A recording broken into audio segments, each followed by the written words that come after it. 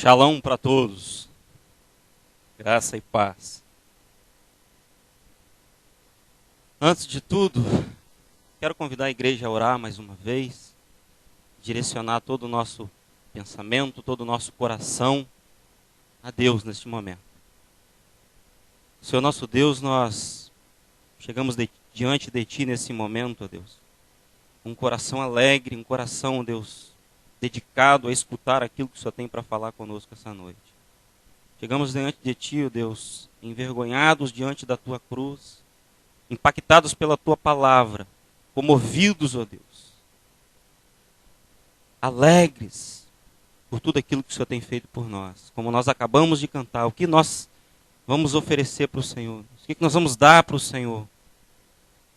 Nós temos o nosso coração, ó Deus. Nós temos a intenção de o nosso coração, com aquilo que vamos fazer, nós queremos alegrar o coração do Senhor. Deus, em nome de Jesus, nós queremos ouvir Tua voz essa noite. Fala conosco, Deus. Nós precisamos de Ti. Em nome de Jesus. Amém. Como o Felipe disse, eu me chamo Rodrigo Marroque, conhecido como Pastor Marroque. Sou pastor, moro aqui no seminário, minha vida está dedicada a esse ministério. E é um privilégio para mim estar aqui essa noite, compartilhando aquilo que Deus tem compartilhado em meu coração. Quero convidar os amados a abrir a palavra de Deus, Evangelho de Mateus, capítulo 28. E a parte que me cabe nessa conferência, eu gostaria de compartilhar sobre o tema relacionado a esse texto. A grande comissão, a ordem de Cristo, missão da igreja e necessidade do mundo. Amém? Todos acharam? Mateus capítulo 28, versículo 18 a 20.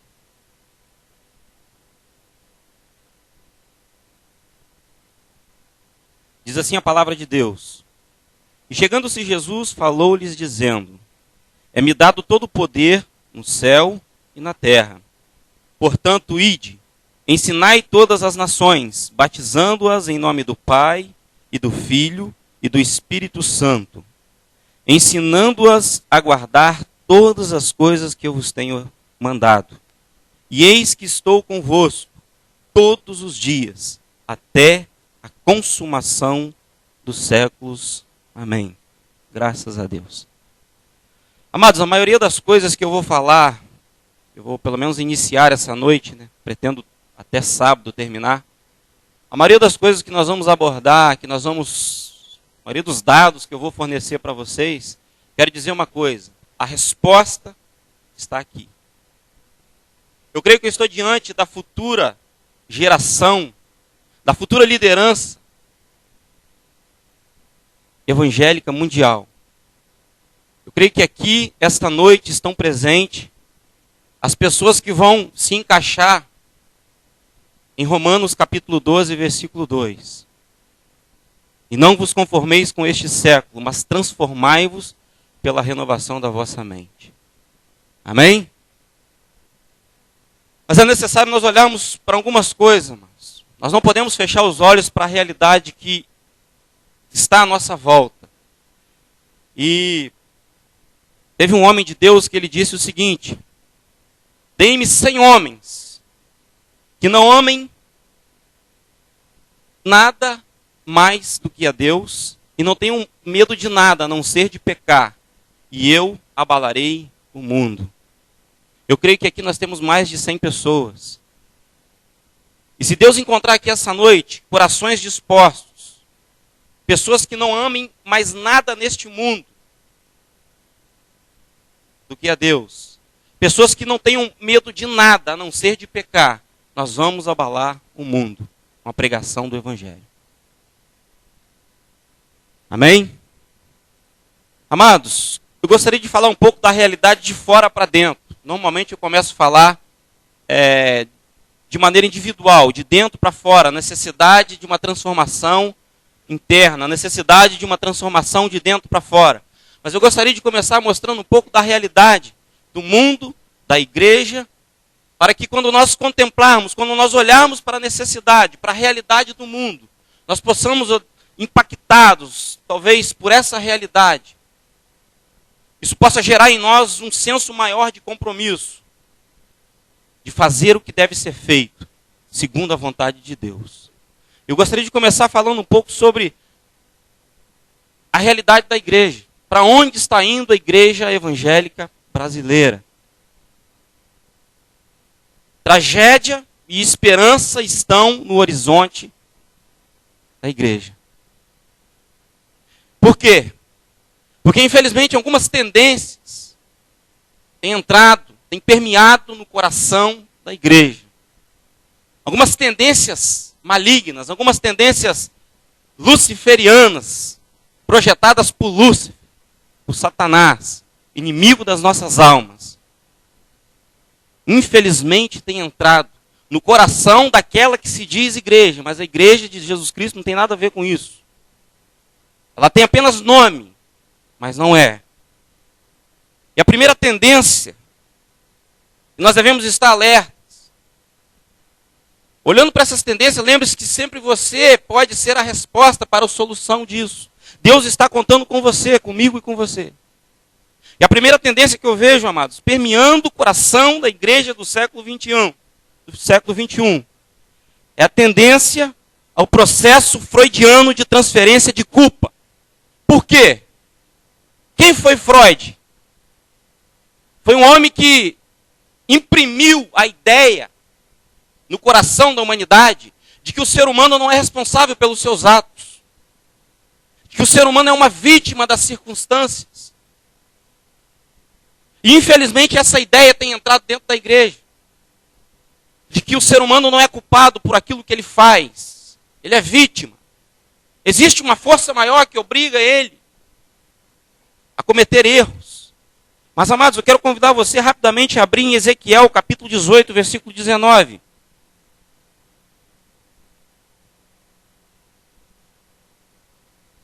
Diz assim, do 19 ao 22. Mas dizeis, por que não levará o filho a maldade do pai? Porque o filho fez juízo e justiça e guardou todos os seus estatutos e os praticou. Por isso, certamente viverá. E a alma que pecar, essa morrerá. O filho não levará a maldade do pai, e nem o pai levará a maldade do filho. A justiça do justo ficará sobre ele, e a impiedade do ímpio cairá sobre ele.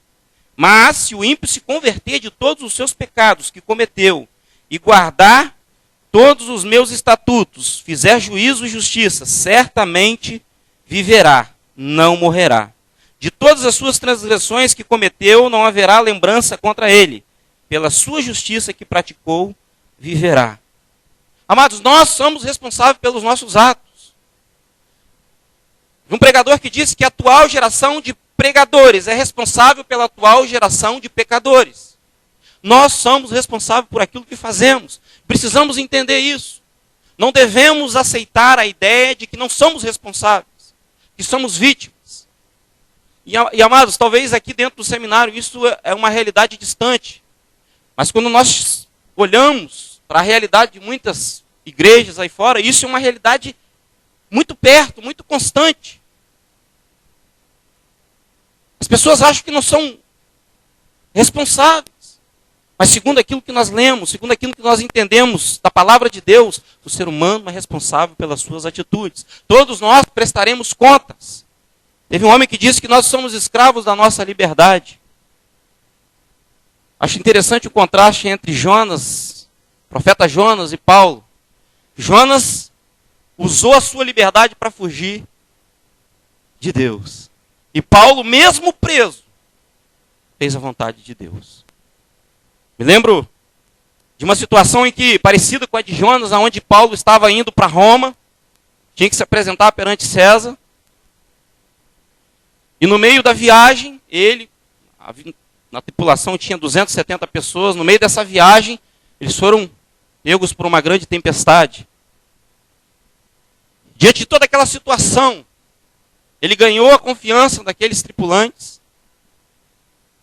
Chegando na ilha de Malta, ele se deu pelos moradores daquela ilha, ficou 3 meses orando pelos enfermos daquela ilha.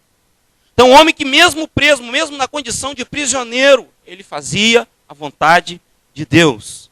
E nós somos responsáveis e prestaremos conta, mano, daquilo que fazemos, da liberdade que Deus nos deu.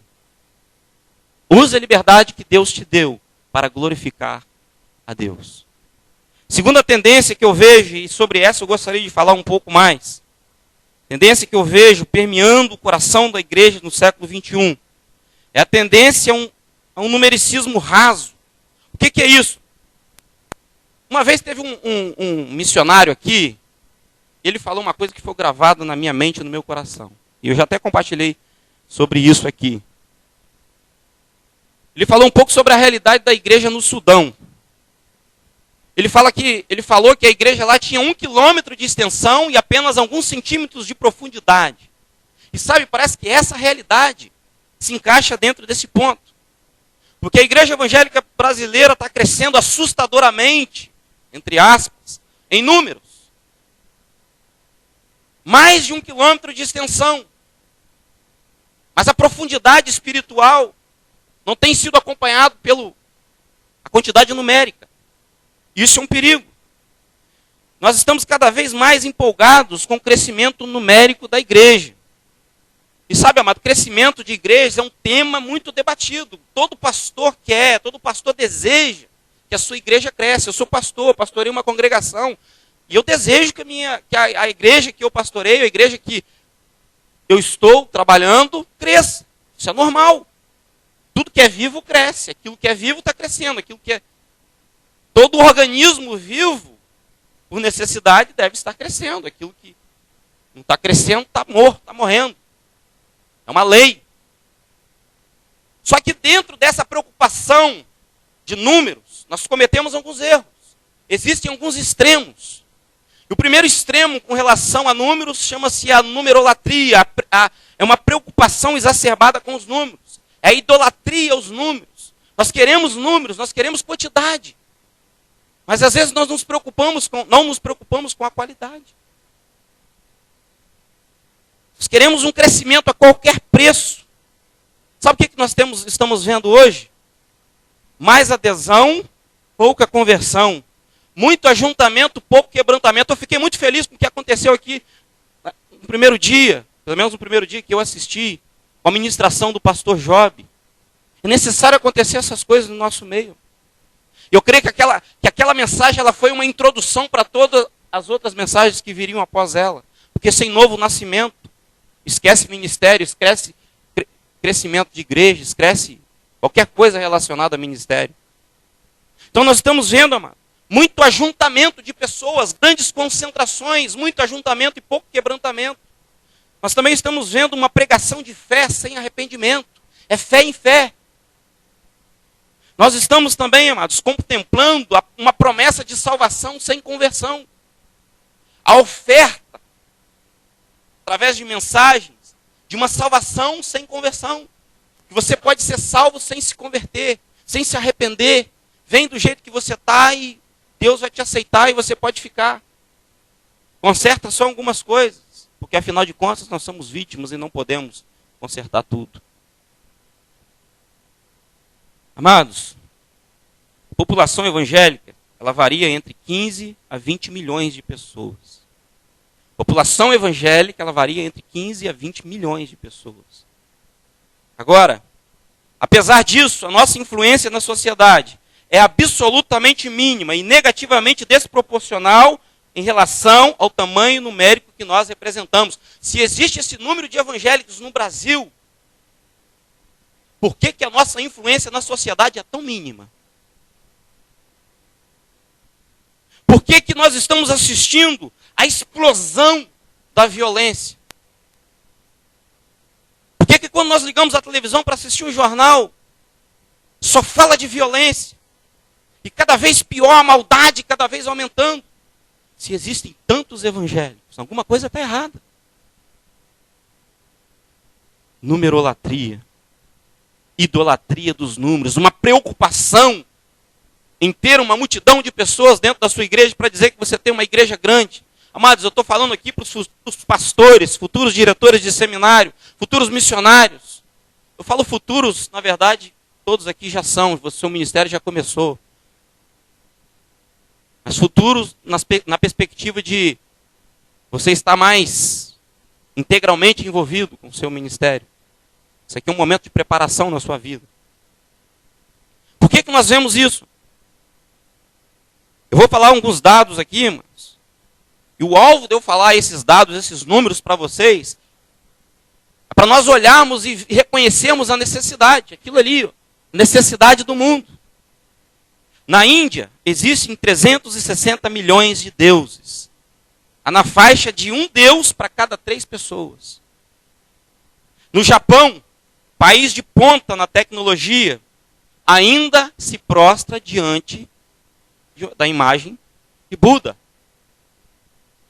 Na África, grande parte está ou no aminismo ou no islamismo. Das 1.800 línguas faladas na África, a Bíblia só foi traduzida para 107. 1.800 línguas faladas na África. Apenas, a Bíblia foi traduzida para apenas 107. Quanto trabalho tem para nós fazermos? América Latina.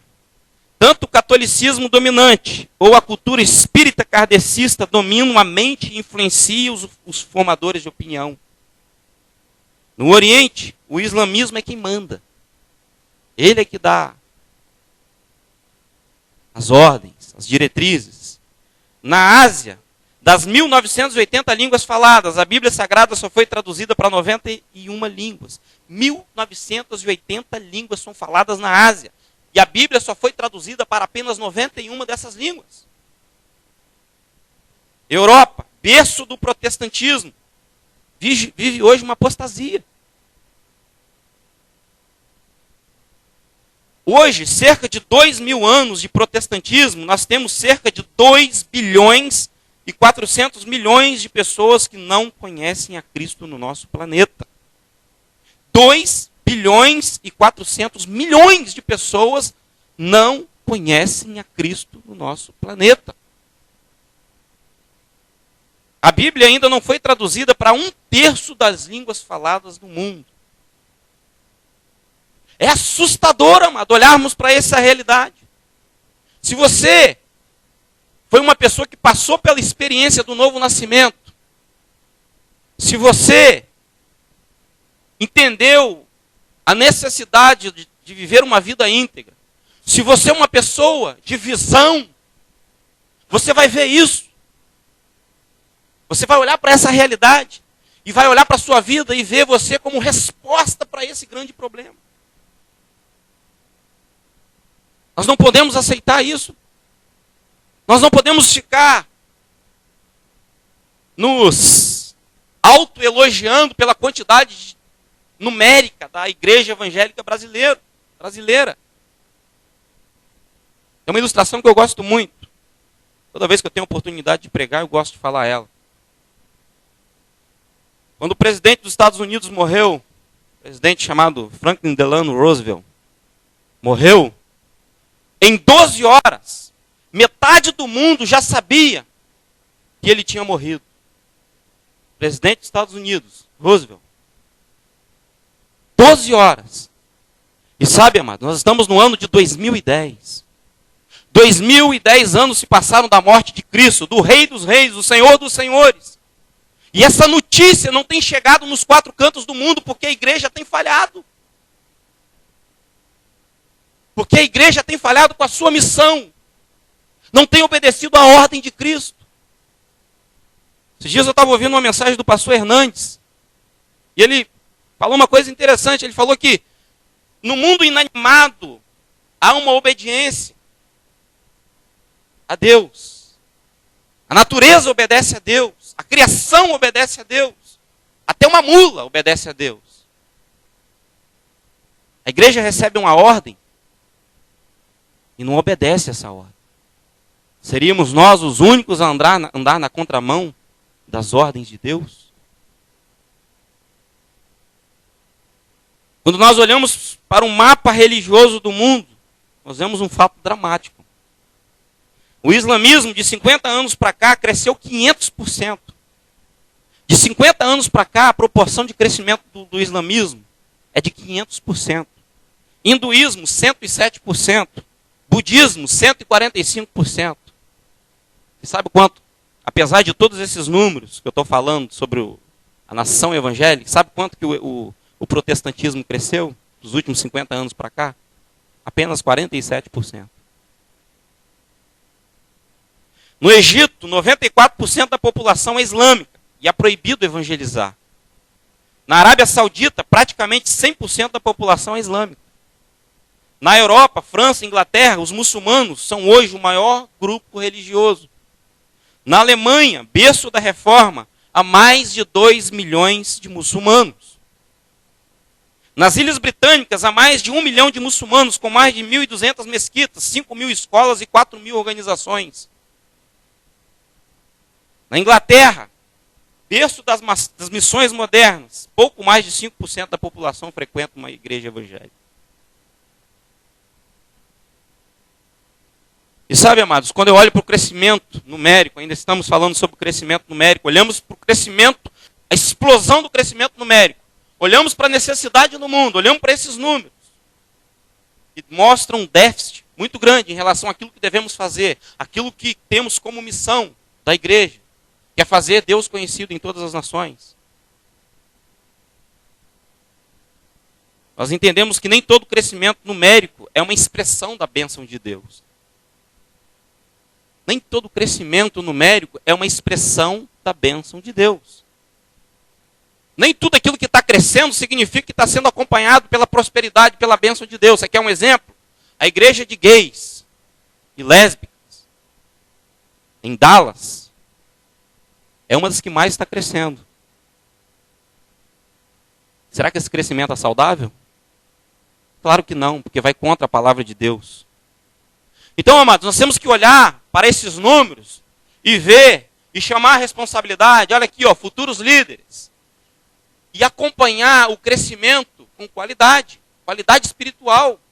Certificar de que você está falando sobre os princípios de Deus. Se você não está removendo os marcos antigos. Se a pregação é cristocêntrica. Se você não está pregando simplesmente ideias humanas. Pragmatismo humano. Segundo extremo em relação à questão do crescimento de igreja é o contrário do primeiro. O primeiro é a numerofobia, a numerolatria. Idolatria dos números. O segundo é a numerofobia. O que é isso? Medo dos números. Tem pastor que tem medo de números. Parece que puxa para o outro extremo. Sabe qual é a ideia da numerofobia? É que nós somos da seguinte forma. Nós temos qualidade. Nós não nos preocupamos com quantidade.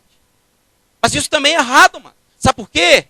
Porque a Bíblia não nos ensina qualidade estéril. Quero mostrar um exemplo para vocês. Gênesis capítulo 1, versículo 12. Rapidamente. Gênesis capítulo 1, versículo 12. Diz assim: e a terra produziu erva dando semente conforme a sua espécie, e árvore frutífera, cuja semente está nela, conforme a sua espécie. E viu Deus, e era bom. Até aqui. Amados, quando nós olhamos para toda a criação de Deus, nós chegamos à seguinte conclusão: que tudo que Deus criou foi com o alvo de se autorreproduzir, cuja semente estava nela. Tudo aquilo que Deus nos dá, amado, é para ser multiplicado. Biblicamente não existe qualidade estéril. A qualidade automaticamente vai produzir quantidade. Quando esse seminário começou, era apenas um pequeno grupo. Eu me lembro até, acho que talvez eu consiga falar os nomes das primeiras pessoas, né, da primeira turma. Me lembro ainda de alguma delas. Eu não era seminarista ainda, só fazia parte da igreja. Só vim para o seminário 3 anos depois que começou. Mas eu consigo me lembrar, porque o grupo era pequeno. E hoje, às vezes, passa o ano todo e difícil para mim gravar o nome de todo mundo. Às vezes você grava o apelido, mas o nome cresceu. Qualidade é acompanhada de quantidade. Mas quantidade que não é acompanhada de qualidade, o final é tragédia. Então, amados, Deus não nos fez para sermos estéreis. Deus não te fez, mano, para você ser uma pessoa estéril. Deus não quer que você desenvolva um ministério infrutífero. Muito pelo contrário, a ideia de Deus, o alvo de Deus para a sua vida é que você produza mais frutos. Em João 15,8 diz assim, ó, nisto é glorificado meu Pai, em que deis muito fruto, e assim sereis meus discípulos. Sabe como que nós vamos ser reconhecidos como discípulos de Jesus? Se estivermos dando frutos. E quando você lê o capítulo 15 de João, você vê que a vontade de Deus é que nós produzimos muitos frutos. Frutos que permanecem. É a vontade de Deus. É a vontade de Deus. Você não foi feito para ser estéril, você foi feito para produzir, para fazer discípulos, para reproduzir os da sua espécie. Cada espécie que Deus criou se autorreproduz. Uma ave produz semente para se autorreproduzir. Um bicho se autorreproduz. Se você é da espécie daqueles que têm a divina semente no seu coração, você vai reproduzir. Você vai reproduzir pessoas à imagem e semelhança de Deus. Na busca pelo crescimento numérico, nós temos como ingrediente algumas coisas. Pragmatismo religioso, o liberalismo teológico tem entrado com força. Nós vemos isso em algumas mensagens que às vezes você ouve falar sobre elas, né? Porque tem mensagem que não dá nem para ouvir. Sincretismo religioso. O Brasil, é impressionante como que o Brasil é uma mistura de raças, de culturas. O pano de fundo religioso do Brasil é uma coisa impressionante. Você tem aqui índios, você tem alemães, você tem descendentes de alemães, descendentes de italianos, você tem descendentes afros. Então é uma miscelânea de cultura, uma mistura. E às vezes, raízes dessa mistura vai entrando para dentro da igreja. Não fica da porta para fora. Às vezes nós tentamos adaptar algumas coisas que são antibíblicas.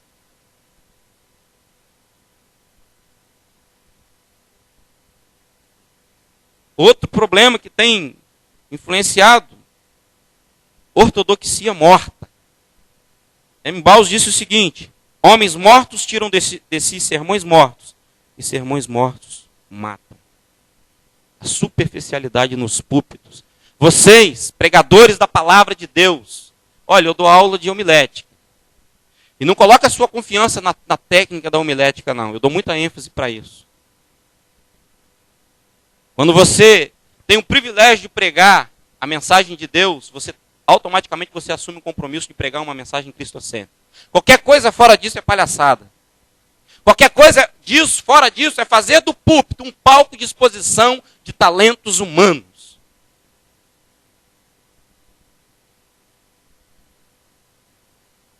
Terceira tendência que tem entrado, permeado, o coração da igreja do século 21. Tendência do biblicismo sem palavra. Muitas pessoas lendo, mas poucos guardando. Sabe o que Apocalipse 1,3 diz? Bem-aventurado aqueles que leem e aqueles que ouvem as palavras da profecia e guardam as coisas nelas escritas. Aqueles que leem, ouvem e guardam. Tem muitas pessoas lendo. E até aqui dentro do seminário. Isso pode ser uma realidade na sua vida. Talvez você lê porque é uma regra. Mas será que você está guardando? Hoje eu li uma coisa no meu devocional, um versículo. Palavra de Davi para Salomão. No finalzinho da vida de Davi, Davi já estava praticamente passando o reinado para Salomão, e ele fala para Salomão o seguinte versículo, né? Filho meu, serve o meu Deus, se dedica ao meu Deus, serve a Ele com inteireza de coração e generosidade de alma. Olha que coisa maravilhosa. Olha que conselho maravilhoso.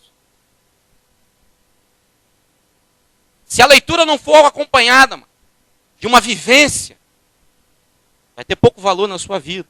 Nós ouvimos muito sobre isso. Ouvimos hoje o pastor Larry falando sobre várias coisas relacionadas a isso. Essa coisa de você guardar a palavra de Deus. Guardar no coração para não pecar contra Deus. Foi falado aqui também. Será que nós estamos guardando a palavra de Deus no nosso coração para não pecar como ele, contra ele, assim como Davi falou? Quarta tendência. Tendência ao palavrório sem Bíblia. Tem muito contador de história, está se levantando. Está na mídia. Quero citar nomes aqui que é falta de ética. Mas está na mídia, e volta e meia eu escuto algumas pessoas ouvindo mensagens. Tem muito contador de história. Tem muitos pregadores que só sabem parafrasear a palavra de Deus. A palavra de Deus não é para ser parafraseada, mas ela é para ser pregada na sua essência. Assim como ela é, sem acrescentar e sem tirar nada. Você não precisa dar uma força para a palavra de Deus cumprir o propósito dela. Ela não volta vazia, não se preocupa. Tem se levantado muitos contadores de palavrórios sem Bíblia, muitas palavras filosóficas, muita filosofia, muitos pensamentos humanos sendo lançados nas mentes, nos corações dos membros das igrejas. Quarta tendência. Tendência ao carisma sem caráter. Tem muito animador de palco aí. Tem muito animador de palco nos púlpitos. O cara parece um animador. Canta e brinca e conta piada. Eu não sei se deu para perceber, mas eu não sou muito bom para contar piada. Não sou muito bom para fazer vocês rirem. Talvez é temperamento. Mas tem muito contador de piada. Tem muita brincadeira. Tem muito carisma sem caráter. Não estou falando que quem brinca, quem descontrai numa pregação não tem caráter. Não estou falando isso. Mas existe essa realidade. De muito carisma. As pessoas... É aquilo que... Volta e meia a gente escuta por aí, né? É idolatria à personalidade. As pessoas idolatram o personagem humano. Culto à personalidade, né? É porque é da pessoa, porque ela é uma pessoa atrativa, ela oferece uma descontração. Isso é estranho. Isso é estranho. Às vezes não temos tanta disposição para cavar um barranco para Deus, quanto temos para ir para determinados shows evangélicos. Ah, vai vir um fulano de tal aí. Mas será que é pela palavra de Deus ou é pela personalidade dele? Porque já ficou famoso. Cuidado com o carisma sem caráter. Cuidado para você não se tornar um pastor ou um pregador carismático, mas uma pessoa que não cuida do caráter. Que não trata, que não deixou Deus tratar o caráter. Eu vou te falar, você está no melhor lugar. Não estou falando que Deus está limitado à geografia, não. Deus não está limitado à geografia, mas Ele respeita. Você está no melhor lugar para Deus tratar o seu caráter.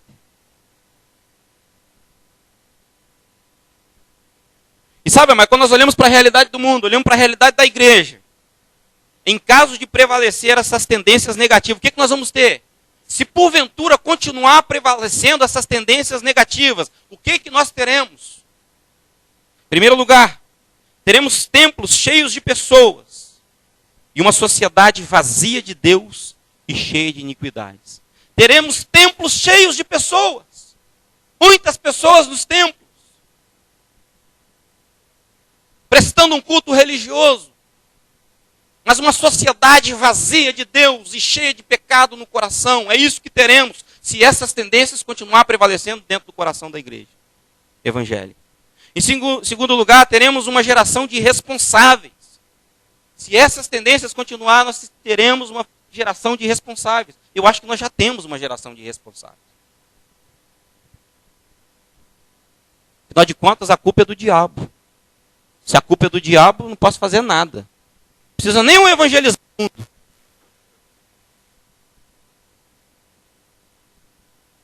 Terceiro lugar, teremos uma igreja que carrega a Bíblia. Uma igreja de pessoas que vão para os cultos com a Bíblia debaixo do braço. Mas de pessoas que não são carregadas pela palavra de Deus. De pessoas que não são influenciadas. Que não são impactadas. Que não são constrangidas pela palavra de Deus. É isso que teremos. Em quarto lugar, teremos uma igreja sem ética, que ensina meios de ser abençoada materialmente, sem que isso tenha qualquer implicação moral. Teremos uma igreja sem ética, que só vai te ensinar meios de você ser abençoado financeiramente, como o pastor Giovanni falou sobre visão hoje, o pastor Elcio falou sobre a volta de Cristo. A visão da igreja hoje é uma visão terrena. Ela deseja as coisas desse mundo. E é verdade, amado. Os shoppings têm se tornado os altares dos crentes insatisfeitos. O materialismo tem impregnado o coração das pessoas. Às vezes a pessoa está dentro da igreja, mas a mente dela funciona, o coração dela está dedicado, a mente está funcionando só para ter as coisas para ela. Ela quer que o mundo gire em torno dela. Esteja gravitando na órbita do seu ego. Isso não pode acontecer. O que nós vamos fazer diante de tudo isso? O que nós vamos fazer? O que eu e você podemos e devemos fazer? Em primeiro lugar, nós temos que ter um compromisso com a palavra de Deus. E antes de você ter um compromisso com a palavra de Deus, você tem que ter um compromisso com o Deus da palavra. Porque ter um compromisso com o Deus da palavra é tão importante quanto a palavra de Deus, porque um e outro. Deus é a palavra. O princípio era o verbo e o verbo se fez carne e habitou entre nós. E eu gostaria de falar sobre a importância da pregação da palavra de Deus na grande comissão. Olhando para toda essa realidade, olhando para o mundo, para a necessidade do mundo, para a missão da igreja, para a falha da igreja em cumprir o ID e para a ordem de Cristo, nós temos que colocar algumas coisas em ordem. Nós temos que colocar algumas coisas nos seus devidos lugares. Observar alguns princípios. Observar algumas coisas que jamais podem ser esquecidas. Eu quero te convidar a abrir, mais uma vez, em Números capítulo 8.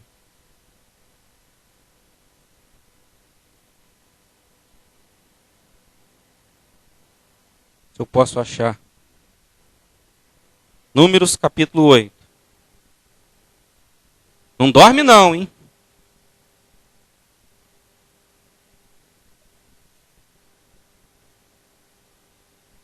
Não dorme não, que tem mais...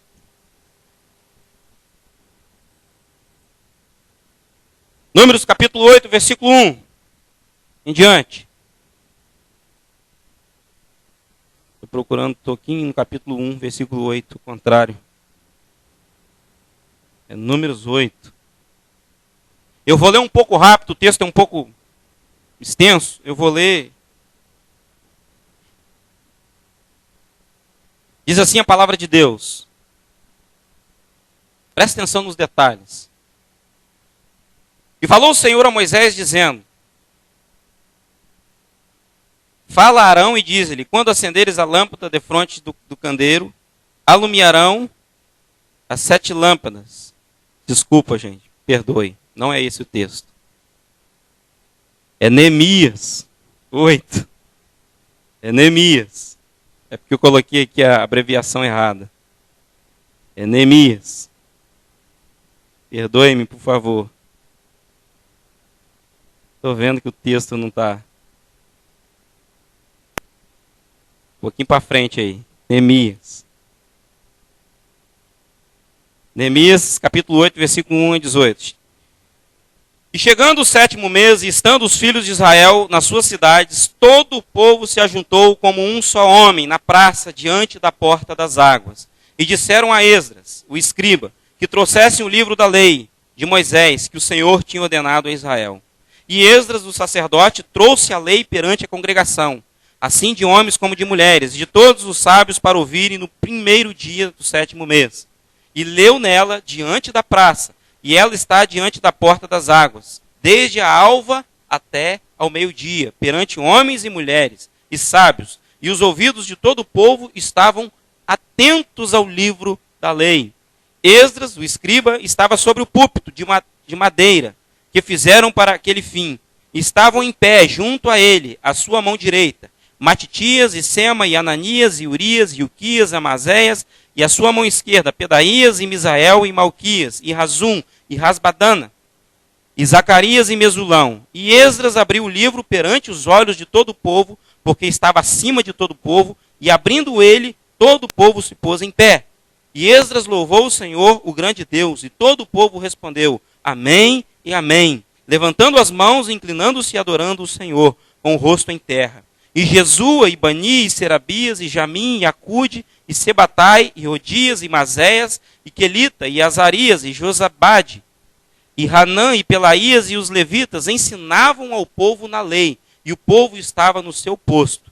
E leram o livro da lei de Deus, e declarando, explicando o sentido, faziam que lendo se entendesse. E Neemias, que era o Tirzata, e o sacerdote Esdras, o escriba, e os levitas que ensinavam ao povo, disseram a todo o povo, este dia é consagrado ao Senhor vosso Deus, pelo que não vos lamenteis nem choreis, porque todo o povo chorava ouvindo as palavras da lei. Disse-lhes mais, ide, comei as gorduras e bebei as doçuras, e enviai porções aos que não têm nada, preparando para si, porque esse é o dia consagrado ao nosso Senhor. Portanto, não vos entristeçais, porque a alegria do Senhor é a vossa força. Até aqui, tá bom. O que esse texto comunica? O que esse texto nos comunica? Olhando, mais uma vez, para a necessidade do mundo, para a missão da igreja e para a ordem de Cristo.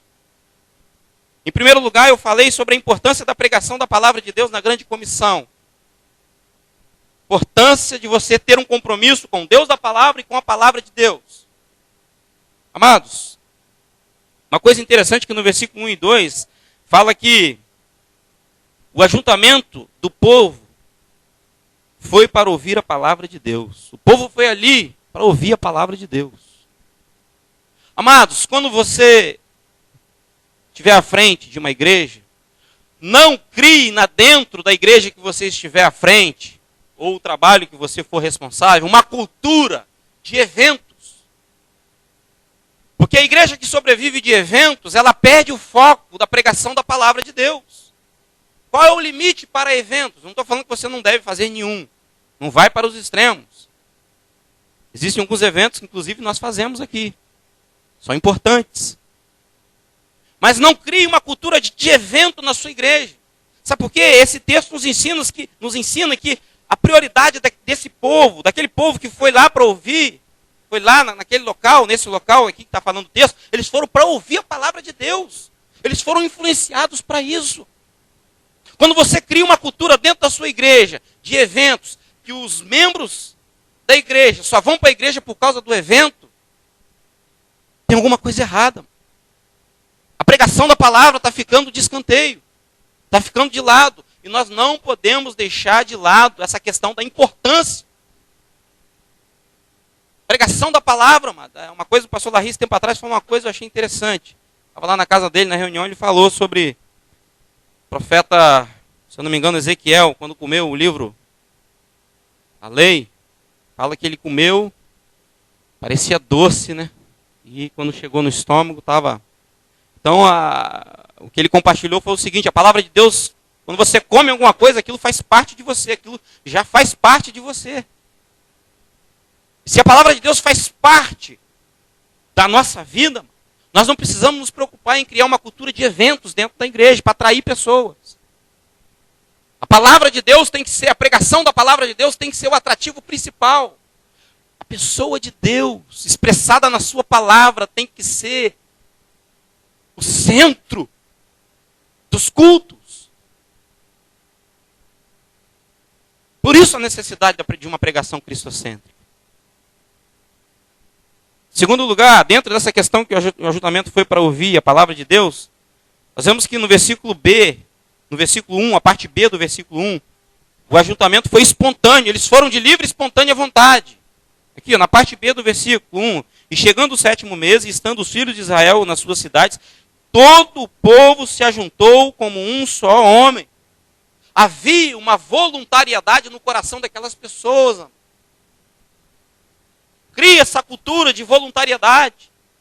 Não tenta forçar as pessoas. Discipulado não é você forçar a pessoa a fazer aquilo que você acha que ela deve fazer. É você influenciar com a sua vida. Teve muitas coisas que a liderança desse seminário, que é a minha liderança, não precisou me obrigar, nem precisou falar, Rodrigo, você tem que fazer, você é obrigado a entender isso. Simplesmente olhando para a vida, olhando o dia a dia, o comportamento, a realidade do evangelho na vida deles, já foi suficiente para me influenciar. Então essas pessoas foram espontaneamente. Foi um povo que foi atraído pelo Deus da palavra e não pelas bênçãos. Não cria essa cultura de atrair pessoas oferecendo as bênçãos de Deus. Você não tem esse direito. Nós não temos o direito de fazer isso. Vem que você vai tirar alguma coisa, o evangelho vai te dar alguma coisa, você vai ganhar alguma coisa. Cada vez isso tem sido mais repugnante para mim, sabe? Não que... É uma verdade. O pastor Larry falou hoje de manhã, compartilhou vários versículos que revelam essa verdade, sobre que nós seremos abençoados. A bênção de Deus vai nos alcançar, mas isso é uma coisa natural. Mano. Bênçãos virão sobre ti e te alcançarão. Mano. Você não precisa ficar correndo atrás. Então também não crie esse hábito nos membros da sua igreja de atrair eles oferecendo as bênçãos de Deus. Mas oferece a ele, o Deus da bênção. Em terceiro lugar aqui, versículo 2 e 3. Foi um ajuntamento coletivo. Ninguém ficou de fora. Porque nós, às vezes, percebemos uma coisa estranha dentro das igrejas. Parece que há uma aceitação maior por determinados grupos. E alguns grupos são rejeitados. Não pode existir isso.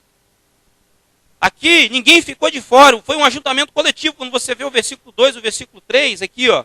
Fala assim, e Esdras, o sacerdote, trouxe a lei perante a congregação, assim de homens como de mulheres, e de todos os sábios para ouvirem no primeiro dia do 7º mês. Então aqui tinha homem, tinha mulher, tinha criança, tinha um sábio, tinha todo mundo. Ninguém ficou de fora, ninguém pode ficar de fora. Nenhum povo, nenhuma nação pode ficar sem ouvir a palavra de Deus. Por isso a urgência da evangelização mundial. A urgência do cumprimento da grande comissão. Sabe o que às vezes me irrita? Tanta coisa para a gente fazer, tanta coisa para ser feito dentro da grande comissão, e às vezes pessoas estão ali, tadinho de mim, ninguém me ama, ninguém me quer, estou com um problema, pastor não falou comigo, não me deu bom dia, irmão não fez o melhor para mim no quarto. Amados, isso é coisa de criança. A visão, como o pastor Giovanni compartilhou hoje pela manhã, a visão é muito grande. A visão é muito grande, nós não podemos ficar olhando igual avestruz, olhando a cabeça enterrada no chão, olhando para coisas que não têm valor. Temos que olhar adiante. Sabe o que Jesus falou para os seus discípulos? Aula de evangelismo. Uma aula espetacular que Jesus dá de evangelismo. Sabe que ele chegou ali nas aldeias dos samaritanos, ele precisava atravessar, não fez o caminho normal que era para fazer. Chegou lá, perto do poço, encontrou uma samaritana, enquanto os discípulos tinham ido na cidade para buscar comida. E chega ali, ele tem aquela lição, não dá tempo de a gente compartilhar isso hoje, mas aquela lição de evangelismo, aquela lição de que Deus não deixa ninguém de fora, que Ele se preocupa com todos os povos, todas as classes de pessoas. E Ele evangeliza aquela mulher samaritana, ganha o coração dela para Deus.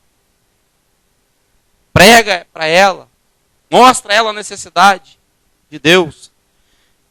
E depois, quando os discípulos voltam, chegam para ele, uma comida, e ele fala assim, uma comida eu tenho para vós outros. Aí o discípulo começa a se perguntar um para o outro, mas porventura teria ele trazido algum alimento? Teria ele trazido alguma comida que a gente não sabe? Ele fala, minha comida consiste em fazer a vontade daquele que me enviou. E ele continua. Vocês falam que faltam 4 meses para a seara. Eu, porém, vos digo, olhai os campos, pois já branqueio, estão prontos para a ceifa. Quando você olha para o mapa, tem um mapa aqui atrás, né? Colocaram na cortina, tampou. Mas quando você olha para o mapa mundi, ali atrás tem. Olha aquele mapa mundi como esse campo já está branco, pronto para colher os frutos. Então, amados, ninguém ficou de fora. Nós não podemos deixar ninguém de fora do grande ajuntamento. Ninguém pode ficar de fora. Próximo, o ajuntamento foi com um propósito. Versículo 2, ainda no versículo 2. E Esdras, o sacerdote, trouxe a lei perante a congregação, assim de homens como de mulheres, de todos os sábios, para ouvirem o primeiro dia do 7º mês. Eles foram ali com um propósito, eles não foram sem propósito. Eles não foram para a igreja como quem vai para qualquer lugar. Ah, vou lá. Quem sabe, né, Deus tem uma bênção para mim. Quem sabe alguma coisa acontece. Eles foram com um propósito, ouvir a palavra de Deus. Qual o seu propósito de estar aqui nesse seminário? Você já definiu? Isso já está definido na sua mente, no seu coração? Fica de olho no reloginho aqui, né? Agora tem um reloginho aqui embaixo. Bom. Amados, aquele ajuntamento foi com um propósito, tinha um propósito. E sabe por que aconteceu isso? Não vai dar tempo para a gente falar todos os detalhes, está me restando pouco tempo. Mas você sabe por que aconteceu o que aconteceu nesse texto aqui? Esse grande avivamento da comunidade do povo de Deus? Porque um homem se dispôs a buscar a palavra. Esdras, capítulo 7, versículo 10. Volta um livro antes aí. Esdras. Capítulo 7, versículo 10.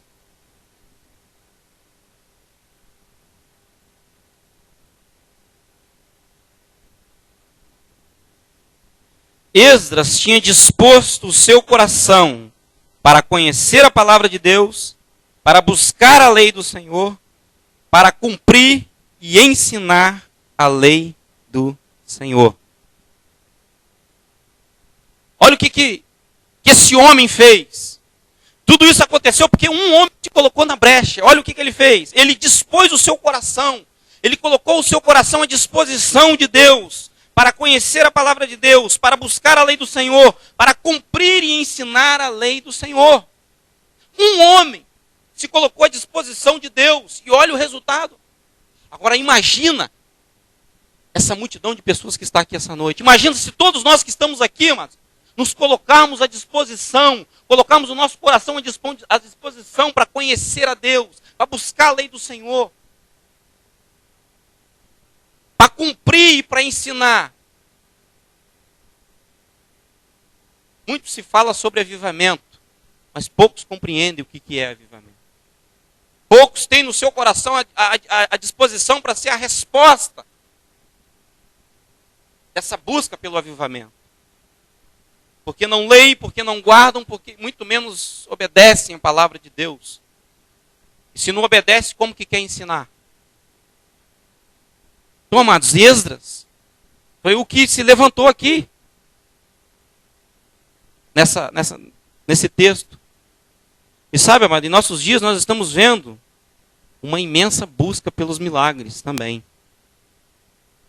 Eu quero dizer uma coisa para você, o milagre em si não é o evangelho. O milagre em si não é o evangelho. Tem pessoas fazendo do milagre a essência do evangelho. Não é. Você sabe por que não é? Eu vou te dar alguns exemplos. O que o milagre produz? O que o milagre, os grandes milagres que Deus fez com o povo de Israel, quando tirou ele lá do Egito, o que produziu no meio do povo? Murmuração, insatisfação, incredulidade. Uma geração que viu mais milagres como aquela, eu desconheço. Mas o milagre em si não produz fé. Não é o evangelho. Você quer ver uma outra questão? Atos capítulo 2, versículo 1. Atos capítulo 2.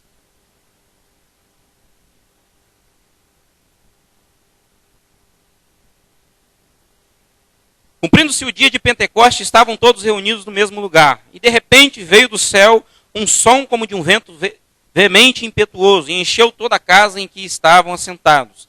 E foram vistas por eles línguas repartidas como que de fogo, as quais pousaram sobre cada um deles. E todos foram cheios do Espírito Santo. E começaram a falar em outras línguas, conforme o Espírito Santo lhes concedia que falassem. E em Jerusalém estavam habitando judeus, varões religiosos de todas as nações que estão debaixo do céu. E correndo aquela voz, ajuntou-se uma multidão que estava confusa, porque cada um os ouvia falar na sua própria língua. E todos pasmavam-se e se maravilhavam, dizendo uns aos outros: pois que? Não são galileus todos estes homens que estão falando? Como, pois, os ouvimos cada um na nossa própria língua em que somos nascidos? Até aqui. Sabe o que eu vejo nesse texto, amado? Um grande milagre acontecendo aqui. O cumprimento da promessa de que Deus derramaria sobre a carne o seu Espírito. O cumprimento daquela promessa que Jesus falou: olha, vocês fiquem na cidade até que do céu venha poder. E recebereis poder de ser sobre vós o Espírito Santo, sereis minhas testemunhas. Em Jerusalém, Judéia, Samaria, até os confins da terra. Atos 1:8. Isso aqui é o cumprimento disso. Isso aqui é um grande milagre que aconteceu. Mas sabe o que esse milagre produziu? Primeiro, ceticismo. O que é isso? O que é isso que está acontecendo? Segundo, preconceito. São galileus. São galileus? E terceiro, zombaria. Estão bêbados. Estão bêbados. Esse povo está bêbado. Esse povo está ficando doido. Mas, quando você passa um pouquinho, alguns versículos para frente, ainda no mesmo capítulo 2, versículo 37, 38, diz o seguinte. Já estou terminando. Ouvindo ele isto, compungiram-se em seu coração e perguntaram a Pedro e aos demais apóstolos: que faremos, varões e irmãos? Toda aquela manifestação produziu naquela geração incredulidade. Em algumas pessoas que estavam ali. Preconceito, ceticismo, zombaria. Mas quando Pedro se levantou no meio da multidão e começou a pregar um sermão cristocêntrico, ele começou a falar, começou a expor o evangelho, começou a expor a pregação do evangelho, como deve ser exposta, como deve ser pregada. Sabe o que aconteceu, amado? O apelo, ele brotou do público, da multidão para o pregador. E sabe o que eles ficaram? Como que eles ficaram pasmados? Ele fala assim: então, o que nós vamos fazer? Sabe o que Pedro respondeu? Se arrependam e sejam batizados em nome de Jesus. Essa é a pregação que tem que estar no nosso coração, na nossa boca, na nossa mente. Esse é o compromisso com a palavra que nós devemos ter. Se queremos cumprir aquilo ali, devemos ter um compromisso com a palavra. E para finalizar, amados, o pregador precisa estar comprometido não somente com as Escrituras, mas com o Deus das Escrituras. De maneira resumida aqui, o que nós vemos naquele povo lá?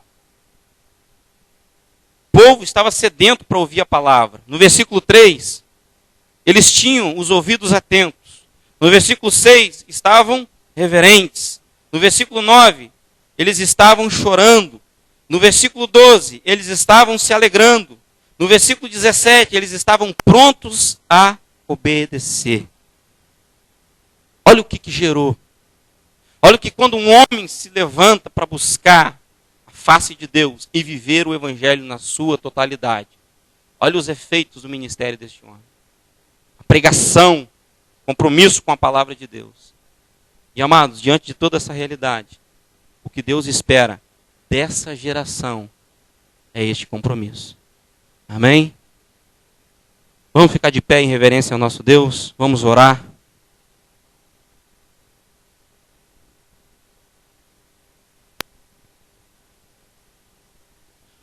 Que você possa definir ou redefinir o propósito de Deus para a sua vida. Que você possa olhar para a necessidade do mundo, a realidade da igreja, o déficit, e a negligência daqueles que não deveriam cumprir a grande comissão, não estão cumprindo. você coloque no seu coração a disposição de obedecer à vontade de Deus. E que você assuma um compromisso para pregar o Evangelho, nada mais do que isso. Porque o mundo precisa da pregação do Evangelho. A W. Tozer diz que a verdadeira pregação, ela não se adorna com as pérolas do intelectualismo, nem se veste com as sedas da filosofia, mas ela se veste com a roupagem simples dos princípios da palavra. E é isso que Deus espera de nós. Senhor nosso Deus, nós te louvamos essa noite, Deus, pela tua grandeza, pelo teu grande amor. Te agradecemos, ó Deus, pelo privilégio que temos de fazê-lo conhecido em todas as nações. Deus, em nome de Jesus, que o Senhor encontre aqui essa noite homens e mulheres dispostos, ó Deus, a assumir esse compromisso com o Deus da palavra, com a palavra do Deus Todo-Poderoso, de pregar o Evangelho aos confins da terra, de tratar o que tem que ser tratado em suas vidas, de serem homens e mulheres de santidade, homens que vão viver o Evangelho na sua totalidade, ó Deus. Deus, o mundo está cheio de hipócritas, o mundo está cheio de mensagens superficiais. Deus, nós queremos, em nome de Jesus, que o Senhor possa contar conosco, Deus, para resolver, Deus, o problema da superficialidade nos púlpitos. Deus. Queremos ser pessoas, uma geração compromissada, Deus, com o Senhor. Imprime, ó Deus, esse compromisso, sela esse compromisso em nosso coração, e que jamais nós possamos desviar do alvo do Senhor, Deus, que é ganhar o mundo para ti, ó Deus. Deus, em nome de Jesus, nós te agradecemos e dizemos que nós te amamos e queremos demonstrar esse amor através das nossas atitudes. Em nome de Jesus. Amém. Shalom para todos.